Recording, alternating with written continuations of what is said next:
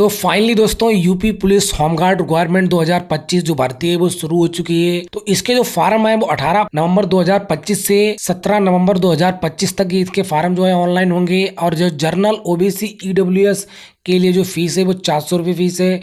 SC ST के लिए जो 300 रुपये फीस रखी गई है। इसमें सभी स्टूडेंट जो है क्लास 10 से अगर पास हैं तो वो इसमें फार्म डाल पाएंगे।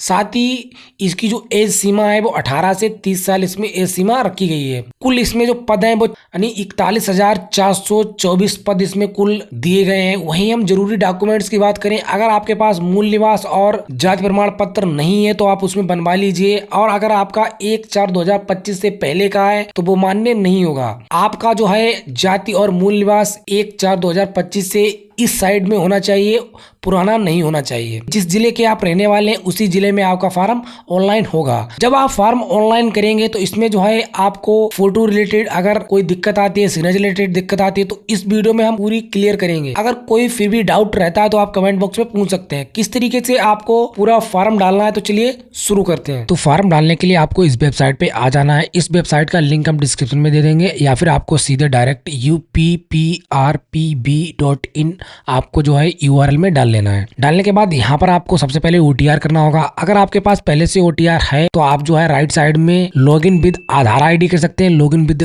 डिजी लॉकर कर सकते हैं, लॉगिन विद अकाउंट कर सकते हैं। मुझे जो सबसे अच्छा ऑप्शन लगा लॉगिन विद आधार ID। तो दोस्तों इनके पास जो है OTR नहीं है तो सबसे पहले इनका हम OTR करेंगे। तो OTR करने के लिए इस वेबसाइट को ओपन किया, उसके बाद यहाँ पर आपको रजिस्टर्ड हियर पर क्लिक करना है। जैसे आप क्लिक करेंगे यहाँ पर अपनी ईमेल ID आप डाल देना है। यहाँ पर जो भी ईमेल ID आप डालेंगे उसी पे एक मैसेज जाएगा और उसी मैसेज को यहाँ पर डाल के आपको वेरीफाई करना होगा। ईमेल OT पर क्लिक करेंगे, एक मैसेज आपके मेल ID पे आएगा, उसको आपको इनबॉक्स में खोलकर यहाँ पर डाल देना है।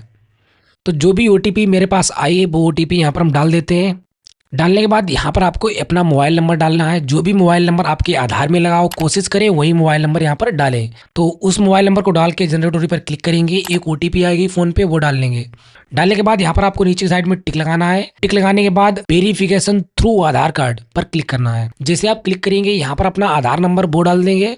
यहाँ पर जनरेट आधार OTP पर क्लिक करेंगे, फिर से आपके आधार में नंबर जो लिंक होगा उस पर मैसेज आ जाएगा, तो वो मैसेज यहाँ पर डाल देना है। डालने के बाद यहाँ पर वेरीफाई एंड प्रोसीड पर क्लिक करेंगे।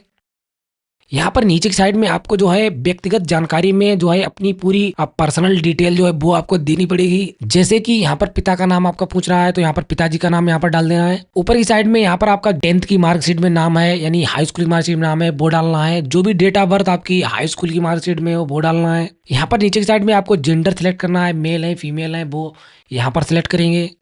यहाँ पर री इंटर फादर्स नेम में जो भी पिताजी का नाम आपका है वो यहाँ पर फिर से इंटर करेंगे और प्रोसीड करेंगे। दोस्तों कोशिश करें आधार और मार्कशीट में सेम नाम होना चाहिए, वही आपको यहाँ पर फिल करना है। उसके बाद यहाँ पर आपको एक पासवर्ड बना लेना है, जैसे आपके नाम का एक बड़ा अक्षर @1234। यहाँ पर आपको टिक लगा के preview and create an account पर क्लिक करना है। यहाँ पर प्रीव्यू आ जाएगा, इसको चेक करना है, अगर कोई मिस्टेक लगती है तो एडिट करना है, नहीं तो टिक लगा के क्रिएट एन अकाउंट पर क्लिक करना है, प्रोसीड करना है। तो इस तरीके से आपका सक्सेसफुली जो OTR है वो हो जाएगा। होने के बाद आपको लॉगिन विद आधार ID पर क्लिक करना है। यहाँ पर फिर से हम लॉगिन विद आधार ID पर क्लिक करेंगे। यहाँ पर जो आधार में नंबर आपका लिखा है उसी नंबर को यहाँ पर फिल करेंगे। यहाँ पर जनरेट आधार OTP पर क्लिक करेंगे, टिक लगा के एक मैसेज आपके फोन पे जाएगा, उसी मैसेज को फिर से आपको यहाँ पर फिल करना है। यहाँ पर फिर से वेरीफाई पर टिक लगाएंगे और लॉगिन पर क्लिक करेंगे। यहाँ पर आपको ऑनलाइन एप्लीकेशन का ऑप्शन आएगा, यहाँ पर आपको क्लिक करना है। क्लिक करने के बाद यहाँ पर जो है आपको होम गार्ड की जो वैकेंसी है वो दिख जाएगी। यहाँ पर आपको टिक लगा के अप्लाई पर क्लिक करना है। जैसे ही अप्लाई पर क्लिक करेंगे आपके सामने फर्स्ट स्टेप पर्सनल डिटेल आपकी सामने आ जाएगी। तो कुछ डिटेल आपकी OTR से जो है ऑटोमेटिक आज यहाँ पर आ जाएगी। जो डिटेल यहाँ पर फिल नहीं है वो आपको फिल करनी है। जैसे माताजी का नाम यहाँ पर फिल नहीं है तो माताजी का नाम डालेंगे। यहाँ पर ये मैरिड है वो डालेंगे, तो यहाँ पे ये मैरिड है तो मैरिड करेंगे। नीचे की साइड में क्या ये उत्तर प्रदेश के निवासी हैं तो S ये हैं, तो आपको डोमिसाइल सर्टिफिकेट यहाँ पर लगा देना है अगर है तो। जैसे डोमिसाइल सर्टिफिकेट में सबसे पहले आपको अपना जो जिला है वो सेलेक्ट करना है। यहाँ पर जैसे किसने जारी किया है आपका डोमिसाइल सर्टिफिकेट यानी मूल निवास किसने जारी किया, जैसे SDM ने जारी किया तो SDM करेंगे। कब जारी हुआ है उसका दिनांक यहाँ पर आपको मेंशन करना है। तो सबसे पहले ईयर सेलेक्ट करना है, उसके बाद मंथ सेलेक्ट करना है, उसके बाद डेट सेलेक्ट करनी है। इसके बाद यहाँ पर डोमिसाइल सर्टिफिकेट की जो एप्लीकेशन संख्या है यानी आवेदन संख्या वो आपको यहाँ पर फिल करनी है। यहाँ पर प्रमाण पत्र संख्या है वो फिल करनी है। नीचे की साइड में आपको कैटेगरी डिटेल में अपनी जो कैटेगरी है वो सिलेक्ट करना है। जैसे ओबीसी की ये है तो ओबीसी करेंगे, और ओबीसी यानी जाति प्रमाण पत्र आपको लगा देना है। तो सबसे पहले जिला चुनेंगे, किसने जारी किया है वो आपको यहाँ पर सिलेक्ट करना होगा। जैसे जाति प्रमाण पत्र तहसीलदार ने जारी किया है तो तहसीलदार करेंगे। सबसे पहले आपको ईयर सेलेक्ट करना है, उसके बाद मंथ सेलेक्ट करना है, उसके बाद आपको अपनी डेट सेलेक्ट करनी है और क्लिक करना है। ऐसे आपकी डेट यहाँ पर आ जाएगी। इसी तरीके से आपको एप्लीकेशन संख्या जो है अपनी फिल कर लेनी है। यहाँ पर प्रमाण पत्र संख्या फिल करेंगे। दोस्तों एप्लीकेशन के जस्ट नीचे आपको प्रमाण पत्र संख्या दी गई होती है। यहाँ पर नीचे की साइड में आपको पत्र विवरण में यानी एड्रेस आपको देना पड़ेगा। तो सबसे पहले आपको अपना जो प्रदेश है वो सेलेक्ट करना है, जिला सेलेक्ट करना है। यहाँ पर एड्रेस में आपको जो है अपना एड्रेस सेलेक्ट कर लेना है। तो सबसे पहले एड्रेस में आपको अपना विलेज, पोस्ट, ब्लॉक, तहसील, डिस्ट्रिक्ट, प्रदेश और पिन कोड सहित आपको पूरा एड्रेस यहाँ पर मेंशन करना होगा। नीचे की साइड में आपको पुलिस स्टेशन अपना आपका जो भी पुलिस स्टेशन है वो आपको यहाँ पर लिख देना है। यहाँ पर अपना पिन कोड डालना है और सेम एड्रेस अगर आप उसी एड्रेस पर रहते हैं और उसी एड्रेस पे आपका पत्र व्यवहार है तो आपको सेम एड्रेस भी यहाँ पर फिल कर देना है।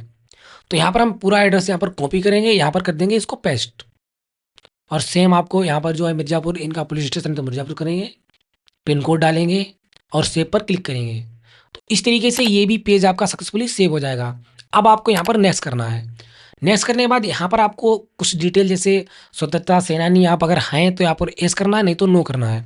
यहाँ पर ये नहीं है तो इनको हम नो करेंगे, सेव करेंगे, उसके बाद करेंगे नेक्स्ट। अगर आपके केस में है तो येस करना है, नहीं तो नो करना है। नेक्स्ट करेंगे। अब आप नेक्स्ट पेज आ जाएंगे। यहाँ पर आपको एजुकेशन डिटेल में आपकी एजुकेशन जो है ऑटोमेटिक यहाँ पर आ जाती है। अगर आपको पहले से अगर इसमें कोई एजुकेशन भरी हुई है और उसमें कुछ चेंज करना चाहते हैं तो यहाँ पर एडिट का पेन का आइकन है, उस पर आप क्लिक करके एडिट कर सकते हैं। मुझे एडिट नहीं करना है, बिल्कुल सही है, तो आपको हम नेक्स्ट करेंगे। यहाँ पर सर्टिफिकेट जो है अपलोड करने होंगे। जैसे कास्ट सर्टिफिकेट है, डोमिसाइल सर्टिफिकेट है, 10th का सर्टिफिकेट है और 10th की मार्कशीट। दोस्तों यहाँ पर कंफ्यूजिंग ये होती है कि 10th की सर्टिफिकेट जिसने 2011 से पहले हाई स्कूल किया है तो उनकी जो सनद मार्कशीट अलग अलग होती है, तो वो अलग अलग अपलोड करेंगे। अगर एक में है तो एक में ही करेंगे। तो इनके केस में इनकी सनद मार्कशीट अलग अलग है तो हम इसको अलग अलग करेंगे। और अगर आपने 2011 से इधर हाई स्कूल किया है तो आपकी एक में ही है, तो दोनों जगह आपको सेम सर्टिफिकेट अपलोड करना है। तो इस तरीके से सर्टिफिकेट अपलोड करेंगे। सबसे पहले आपको हम यहाँ पर दिखा देते हैं। सबसे पहले हम जाति जो सर्टिफिकेट है वो अपलोड कर देंगे, तो यहाँ पर ये अपलोड हो जाएगा। इसमें जो एमबी साइज होगा वो आपका जो है 1 एमबी से नीचे साइज पीडीएफ का होना चाहिए। तो वो है यहाँ पर मैंने पहले से स्कैन करके 1 एमबी से नीचे के जो रख लिए हैं।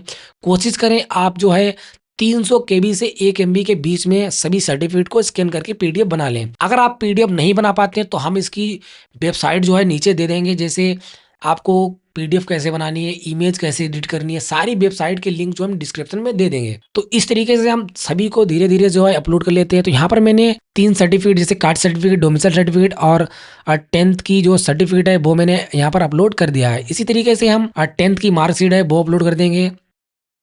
तो यहाँ पर चारों सर्टिफिकेट हमारे जो है सक्सेसफुली अपलोड हो चुके हैं। इनको जो है अगर आप व्यू करना चाहें तो यहाँ पर व्यू करके देख सकते हैं कि हमारा जो सर्टिफिकेट सही से अपलोड हुआ है या नहीं हुआ है, क्लियर दिख रहा है नहीं दिख रहा है। तो वो यहाँ पर आप चेक कर सकते हैं। चेक करने अगर कोई डाउट है तो यहाँ पर आप डिलीट भी कर सकते हैं। यहाँ पर क्लिक करके तो सभी डॉक्यूमेंट्स को डिलीट करके फिर से अपलोड कर सकते हैं। तो यहाँ पर मेरा बिल्कुल सही है, तो यहाँ पर मैंने कर दिया। इसके बाद हम सिग्नेचर को स्कैन करेंगे और सिग्नेचर स्कैन करने के बाद आपको इस वेबसाइट पे आ जाना है। यहाँ पर सिग्नेचर में बाइट पूछ रहा है 160 पिक्सल। तो हम यहाँ पर जो सिग्नेचर है सबसे पहले यहाँ पर अपलोड करेंगे और यहाँ पर बाइट में डाल लेंगे 160, और यहाँ पर हाइट जो है वो 60 पिक्सल है। तो यहाँ पर हम 60 पिक्सल हाइट कर लेंगे और यहाँ पर डाउनलोड इमेज कर लेंगे। जैसे ही आप डाउनलोड इमेज करेंगे यहाँ पर मुझे जो आपकी इमेज है वो डेस्कटॉप पे वो पहुँच जाएगी। तो यहाँ पर मेरी जो इमेज है वो आ चुकी है। अब आपको इस इमेज को थोड़ा रिसाइज करना है। रिसाइज करने के लिए आपको PI7 टूल ओपन करना है, इंक्रीज इमेज साइज पर क्लिक करना है और यहाँ पर सेलेक्ट इमेज पर क्लिक करना है। जैसे आप सिलेक्ट इमेज करेंगे तो वही इमेज जो आपने अभी रिसाइज की थी उसी इमेज को यहाँ पर आपको ओपन करना है और यहाँ पर आपको जो है 2 केबी से 20 केबी के बीच में पूछ रहा है, तो यहाँ पर आपको 18 केबी लिख देना है या 15 केबी लिख देना है। जैसे हम लिखेंगे अब हमारा जो रिसाइज है वो शुरू हो जाएगा। जो इमेज है वो इंक्रीज हो जाएगी। पहले ये 3 केबी की थी, अब ये इंक्रीज होकर 18 केबी में पहुँच चुकी है। इसको हम डाउनलोड करेंगे। डाउनलोड करने के बाद यहाँ पर हम शो इन फोल्डर करेंगे। इसका थोड़ा जो रीनेम है वो हम चेंज कर देंगे, जैसे अनिल और साइन कुछ भी आप लिख सकते हैं यहाँ पर। तो मैंने इसको रिसाइज़ कर दिया। इसी इमेज को आपको जो है कॉपी करके अपने फ़ोन में डाल लेना है। डालने के बाद यहाँ पर जो है सबसे पहले इसको चेक करेंगे कि ये इमेज मैंने जो है रिसाइज़ की है वो सक्सेसफुली लग रही है, नहीं लग रही है। तो सबसे पहले हम डेस्कटॉप पे जाएँगे, यहाँ पर जो है इसी इमेज को सेलेक्ट करेंगे और प्रॉपर देखेंगे ये इसमें लग रही है, नहीं लग रही है। तो आप देखेंगे कि यहाँ पर इमेज सक्सेसफुली आ चुकी है। तो इसी इमेज को अपने फ़ोन में डाल लेना है और जो फ़ोटो लगाएँगे वो हम फ़ोन से लगाने वाले हैं। तो जो इमेज है मैंने साइन ये अपनी कॉपी करके फ़ोन में डाल ली है। डालने के बाद यहाँ पर सबसे पहले इसमें खोलेंगे ब्राउज़र। तो ब्राउज़र कौन-सा खोलना है, आपको गूगल क्रोम खोल लेना है और गूगल क्रोम में आपको लिखना है UPPRPV आपको लिख लेना है और जैसे आप लिखेंगे और इसका जो OTR वाला पेज है उसको आपको ओपन कर लेना है। तो इसकी पहली वेबसाइट आपको मिल जाएगी और इसी को आपको ओके करना है। तो सबसे पहले इस फ़ॉर्म को डेस्कटॉप मोड में कर लेंगे। तो डेस्कटॉप मोड में जैसे ही साइट को करेंगे, यहाँ से अपने फ़ॉर्म को जो है लॉगिन विद आधार आईडी से लॉगिन कर लेना है। यहाँ पर अपना मोबाइल नंबर डालेंगे, जनरेट ओटीपी पे क्लिक करेंगे और इसको लॉगिन हम कर लेंगे। तो आपको उसी पेज पे ले जाना है जहाँ पर वो फ़ोटो माँग रहा है, वहीं पे आपको इसको ओटीपी डाल के इसको ले जाना है। अब यहाँ पर ऑनलाइन एप्लीकेशन पर क्लिक करेंगे, यहाँ पर फिर से हम टिक लगाएँगे और अप्लाई पर क्लिक करेंगे। तो यहाँ पर आपको नेक्स्ट नेक्स्ट करके वहीं पे आपको इसको ले जाना है। फिर से हम नेक्स्ट करेंगे, जहाँ पर आपके डॉक्यूमेंट्स अपलोड माँग रहे थे वहीं पे हम ले जाना है। तो यहाँ पर अब आपके सामने ये पॉपअप शो होगा, इसको आपको अलाउ कर देना है। अब यहाँ पर आपको सबसे पहले क्या करना है, कैप्चर लाइव पर क्लिक करना है। जैसे ही आप लाइव कैप्चर पर क्लिक करेंगे, अब आपको जो है व्हाइट बैकग्राउंड के सामने अपने आप को बिठाना है और जो है किसी दूसरे से या अपने आप जो है बिल्कुल सीधा फ़ोटो आपको इस तरीके से खींचना है। जैसे ही आप फ़ोटो सीधा खींचेंगे, आपका फ़ोटो जो है कैप्चर हो जाएगा। उसके बाद आपको सिग्नेचर भी यहाँ पर अपलोड कर लेने हैं। तो यहाँ पर सिग्नेचर मेरे भी आ चुके हैं, जो आपने अभी फ़ोन में डाले थे। तो इस तरीके से फ़ोटो सिग्नेचर आपके लग चुके हैं। नीचे आकर आपको सेव पर क्लिक करना है। बस आपको इतना काम फ़ोन से करना है। अब आपको फिर से अपने पीसी में उसी फ़ॉर्म को लॉगिन कर लेना है। तो यहाँ पर लॉगिन विद आधार करके हम इसको लॉगिन कर लेते हैं। तो दोस्तों आपको उतने टाइम तक ही सिर्फ़ आपको खोलना है जितने टाइम आप जो है अपना फ़ोटो जो है अपलोड करेंगे। तो यहाँ पर हम नेक्स्ट नेक्स्ट करके जो है पेज को वहीं पर जहाँ पर मैंने फ़ोटो अपलोड किया था, अभी फ़ोन से वहाँ पर हम ले जाते हैं और पूरा फ़ॉर्म हम प्रोसेस करेंगे वो पीसी से क्योंकि पीसी से मुझे दिक्कत नहीं होगी, चेक करने में दिक्कत नहीं होगी क्योंकि अगर आपका फ़ॉर्म गलत हो जाता है तो आपको दिक्कत होने वाली है। यहाँ पर आप देखेंगे कि हमारे सिग्नेचर और फ़ोटो सक्सेसफुली अपलोड हो चुके हैं। इसको हम एक बार फिर से सेव करेंगे और नेक्स्ट करेंगे। अब आप देखेंगे कि यहाँ पर आपका जो वैकेंसी आपकी पड़ेगी वो होम गार्ड शाहजहाँपुर में जो है पढ़ने वाली। तो ये शाहजहाँपुर के निवासी मूल निवासी हैं, तो यहाँ पर शाहजहाँपुर पढ़ने वाली। अगर आपके पास एनसीसी है तो एस करना है, नहीं तो नो करना है। इसके बाद स्काउट गाइड में आपके पास जो कोई गाइड प्रमाण पत्र है तो आपको नो करना एस करना है, नहीं तो नो करना है। यहाँ पर सिलेक्ट करना है। अगर आपके पास यहाँ पर जो है ड्राइवरी लाइसेंस है तो आपको यहाँ पर एस करना है और उसका जो फोटो कॉपी यानी ड्राइवरी लाइसेंस की है वो आपको यहाँ पर अपलोड करनी है। तो यहाँ पर मैंने स्कैन करके 1 MB से 300 KB के बीच में ये फाइल होनी चाहिए। तो इसके बाद आपको यहाँ पर सभी पे टिक लगाना है और टिक लगाने के बाद नीचे की साइड में आपको यहाँ पर पूछेगा जैसे कंडीशन में प्लेस, तो आपको वेरिफिकेशन प्लेस में आपको अपना डिस्ट्रिक्ट जो है वो डाल देना है। डालने के बाद यहाँ पर प्रीव्यू एप्लीकेशन पर क्लिक करना है। यहाँ पर एक बार फिर से आपको पूरा फार्म को चेक करना है, कोई मिस्टेक अगर लगती है तो आप नीचे आकर उसको एडिट कर सकते हैं। अगर सही है तो आपको सबमिट करना है, नहीं तो आपको एडिट करना है। तो यहाँ पर बिल्कुल सही है तो यहाँ पर हम सबमिट पर क्लिक करने हैं। यहाँ पर टिक के लिए पूछ रहा है तो यहाँ पर टिक लगा के सबमिट करेंगे। फिर से एक बार सबमिट करेंगे। यहाँ पर आप आ जाएंगे, यहाँ पर आपको फीस पेमेंट करने के लिए बोला जा रहा है। तो सबसे पहले यहाँ पर आपको पे विद SBI ई पे पर क्लिक करना है और जैसे ही हम यहाँ पर क्लिक करेंगे अब आपके सामने जो है न्यू इंटरफेस में यहाँ पर टिक लगा के प्रोसीड पर क्लिक करना है। यहाँ पर आपको जो है SBI के थ्रू 3 ट्रांजैक्शन मोड दिए गए हैं, डेबिट कार्ड, बैंकिंग और उसके बाद यूपीआई। तो हम जो पेमेंट करने वाले हैं यूपीआई फ़ोन पे क्यूआर कोड से पेमेंट करने वाले हैं। तो यहाँ पर हम यूपीआई पर क्लिक करेंगे, यूपीआई क्यूआर कोड पर क्लिक करेंगे, पे पर क्लिक करेंगे। अब आपको इसी क्यूआर कोड को स्कैन करके पेमेंट जो है कर देना है। तो यहाँ पर हम इसको स्कैन करेंगे और पेमेंट मैंने कर दिया है। करने के बाद यहाँ पर आप देखेंगे कि फीस रसीद जो है आ चुकी है। इसको आपको प्रिंट करके अपने पास रख लेना है। जैसे हम इसको प्रिंट करेंगे और ये प्रिंट हो जाएगी, इसके बाद इसको हम बैक करेंगे। बैक करने के बाद यहाँ पर पेमेंट कंप्लीट सक्सेसफुली लिख के आ चुका है। अब आपको व्यू एप्लीकेशन पर क्लिक करना है।